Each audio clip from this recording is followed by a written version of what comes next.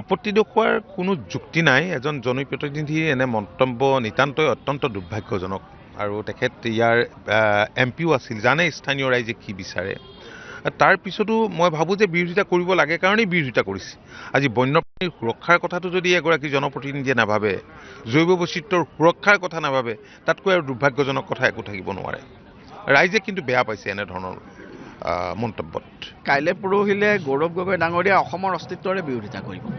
যিজন ব্যক্তিয়ে ২৭,০০০ কোটি টকাৰ ছেমি কণ্ডাক্টৰ ইণ্ডাষ্ট্ৰী, গোটেই ভাৰতৰ ভিতৰত ৩ নম্বৰ ছেমি কণ্ডাক্টৰ ইণ্ডাষ্ট্ৰী আমি অসমত আনিবলৈ সক্ষম হ'ল, এটা ঐতিহাসিক সাফল্য। প্ৰত্যেকজন অসমবাসীয়ে ৩,৫০,০০,০০০ অসমবাসীয়ে ইয়াক আজি ধন্যবাদ প্ৰদান কৰিছে। এইজন গৌৰৱ গগৈ ছেমি কণ্ডাক্টৰ ইণ্ডাষ্ট্ৰীৰ বিৰোধিতা কৰিছে। এইজন গৌৰৱ গগৈ অসমৰ প্ৰত্যেকটো উন্নয়নৰ খান্তৰ বিৰোধিতা কৰিছে, কাৰণ কংগ্ৰেছ আজিৰ দিনত অসমৰ জাতি পান্তিৰ প্ৰতি দায়বদ্ধ নহয়।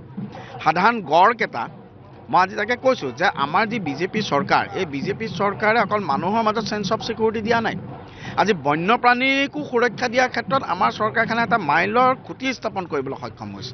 গতিকে গৌৰৱ গগৈ ডাঙৰীয়াহঁতৰ অসমৰ প্ৰতি দায়বদ্ধতা নাথাকা, নিজৰ জাতিটোৰ প্ৰতি দায়বদ্ধতা নাথাকা, গান্ধী পৰিয়ালৰ ডেভেলপমেণ্টক লৈ পৰিয়ালবাদৰ ৰাজনীতি কৰা, বাংলাদেশী মুছলমানৰ তোষামোদৰ ৰাজনীতি কৰা এই গৌৰৱ গগৈ ডাঙৰীয়াহঁতৰ এই নীতিক আমি ধিক্কাৰ দিছোঁ আৰু অসমৰ ৰাইজে ইতিমধ্যে তেওঁলোকক প্ৰত্যাখ্যানো কৰিছে। বহুত দেৰি হ'ব, ধূলি মাটি হ'ব, কিবা কিবি মই শুনিছোঁ তেওঁৰ কথা।